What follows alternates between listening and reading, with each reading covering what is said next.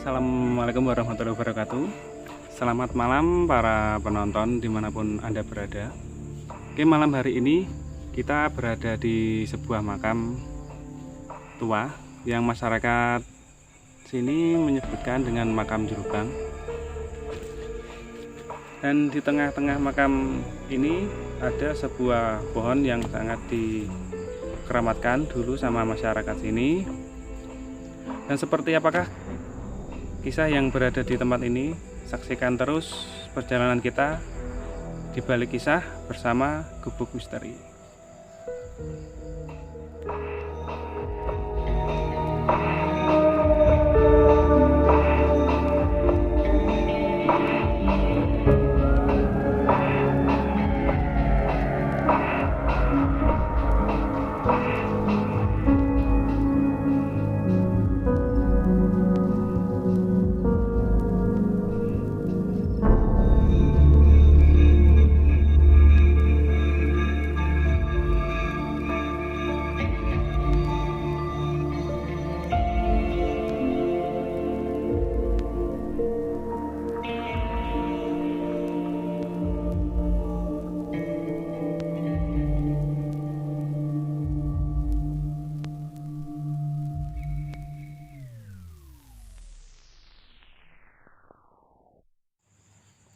Oke, dan sebelum kita menggali lebih dalam tentang area ini, kita akan melakukan meditasi dahulu, dalam arti kita permisi dan meminta izin untuk mengekspos tempat ini. Dan di sini kita bersama praktisi supranatural kita akan mencoba mengungkap kisah-kisah di balik area ini dan seperti apakah wujud dari beliau. Nanti juga kita akan visualkan melalui lukisan.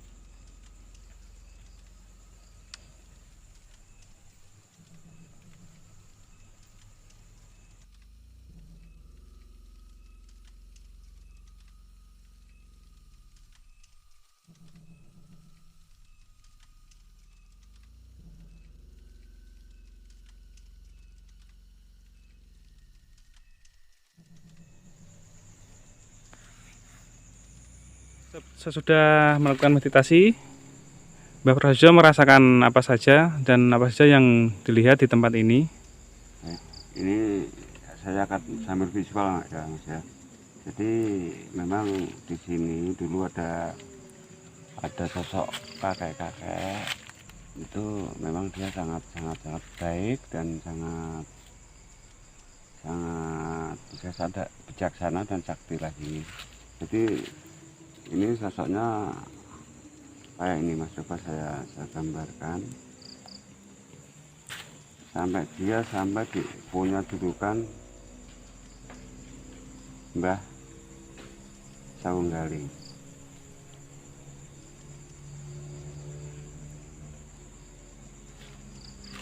Oke ya, sebelum melanjutkan di visual, ada kisah apa saja Mbah yang beredar di masyarakat tentang tempat ini? Ini zaman dulu Mas Sawunggaling itu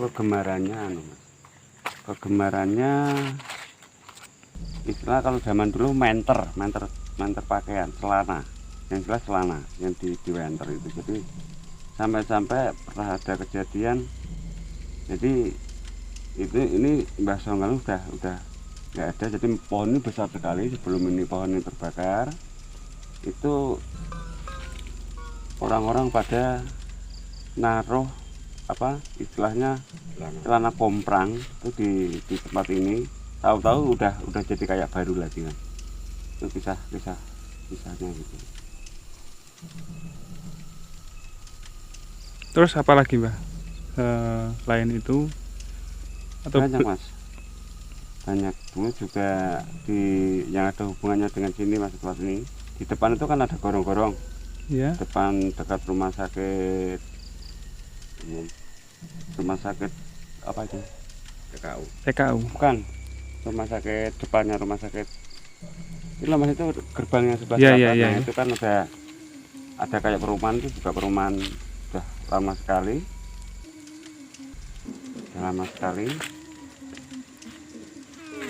Itu dulu ada pohon besar juga, kalau nggak salah itu pohon kepoh di situ itu.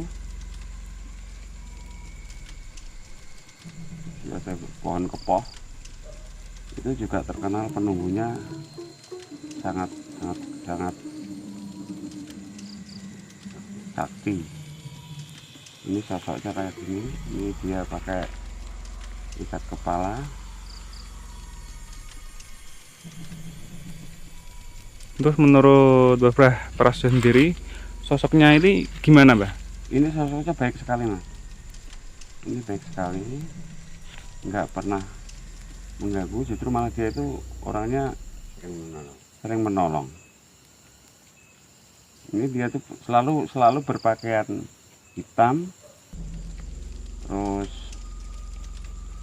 berpakaian hitam, pakai celana komprang,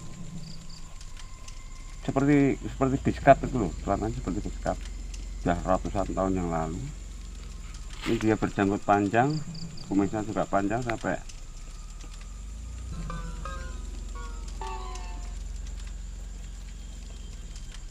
biasanya pakai kopel. Ini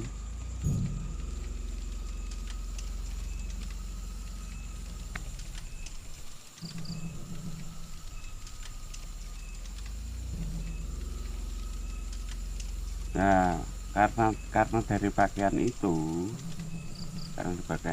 dia dijulukin Mbah Sawunggaling. Jadi Sawunggaling bukan nama sebenarnya, Mas. Sawunggaling itu nama julukan karena dari kebiasaannya berpakaian.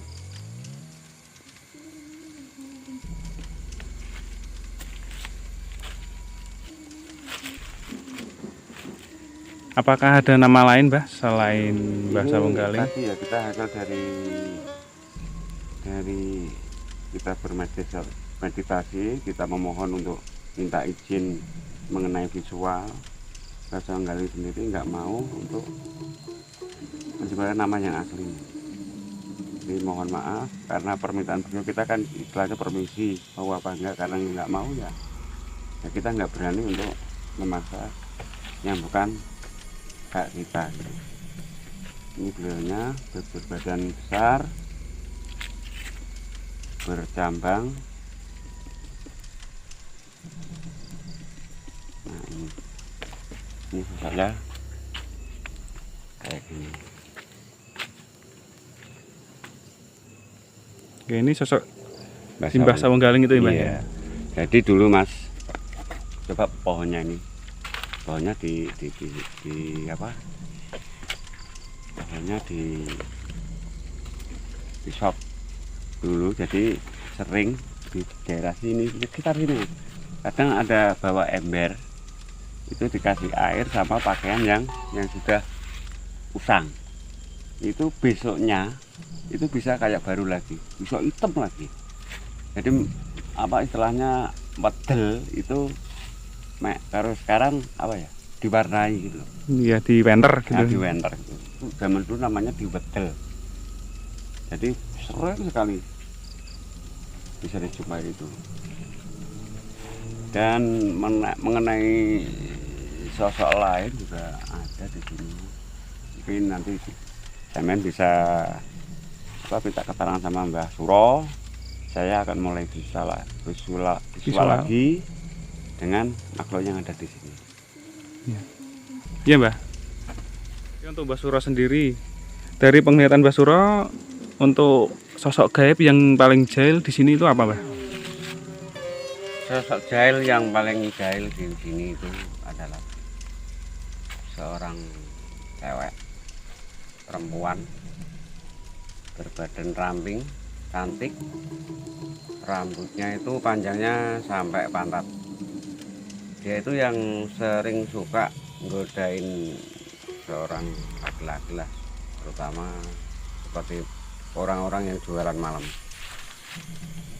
Justru dulu itu juga ada kejadian di sini, yaitu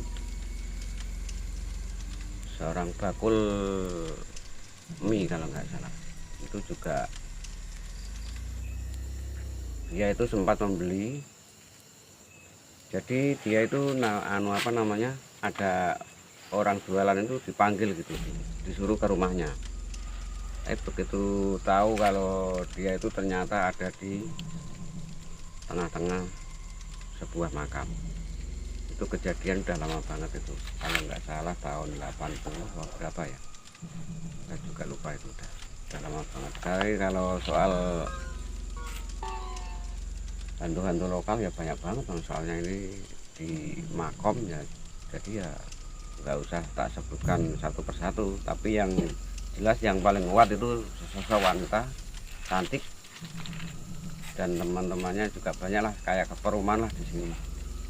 Itu yang paling kuat energinya ya Pak ya. Ya, ya cukup itu aja yang bisa saya sampaikan ke masyarakat.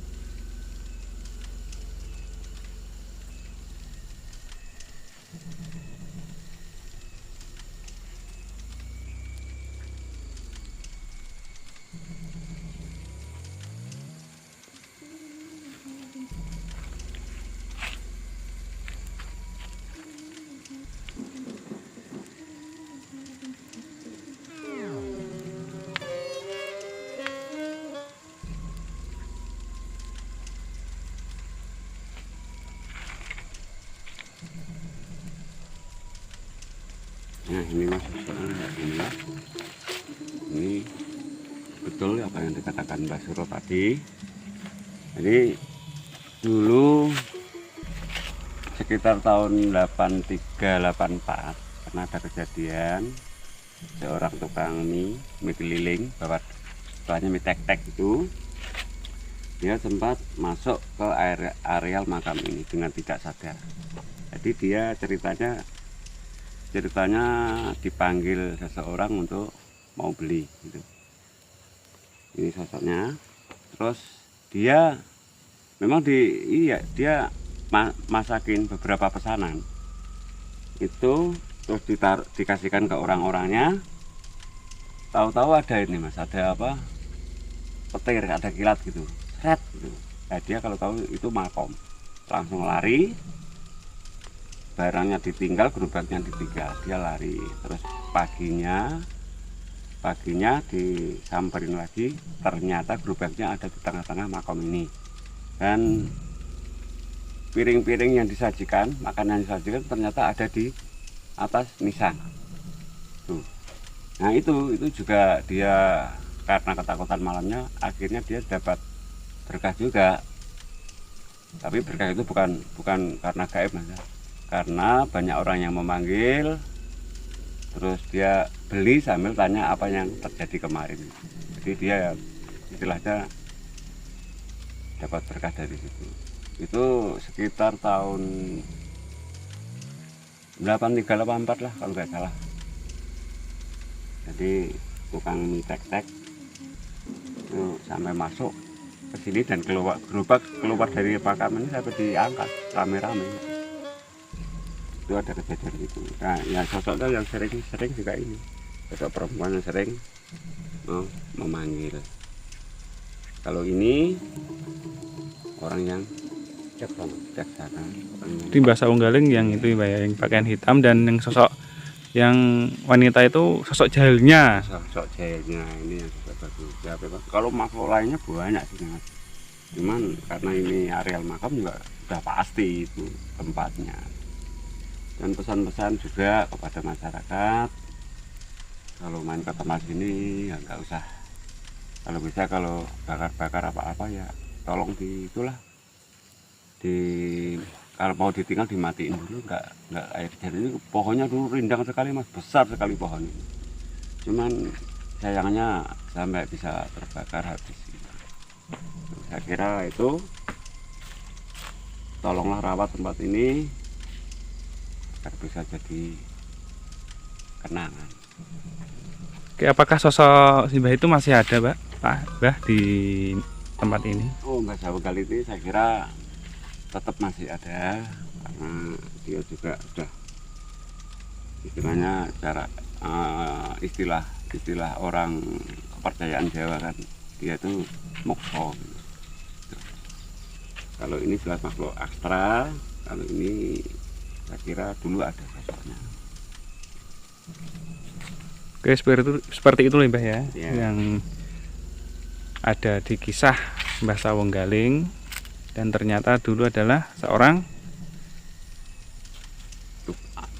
yang hobinya medel. Medel. Itu istilahnya kalau sekarang ya mewarnai pakaian painter, tapi cuman dulu kan adanya hitam. Sampai tahun berapa itu sering ada istilahnya kayak gaib, Mas. Jadi orang naruh ember di sini sama pakaian yang sudah usang, besoknya udah jadi baru lagi, udah hitam lagi, bagus lagi gitu. Dulunya gitu. Oke, seperti itu ya yang bisa kita ceritakan dan kita tangkap tentang sosok Mbah Sawunggaling yang berada di area pemakaman Jerubang. Tepatnya pas tengah-tengah itu ada pohon besar yang dulu sangat rindang dan sekarang ini sudah rubuh karena terbakar.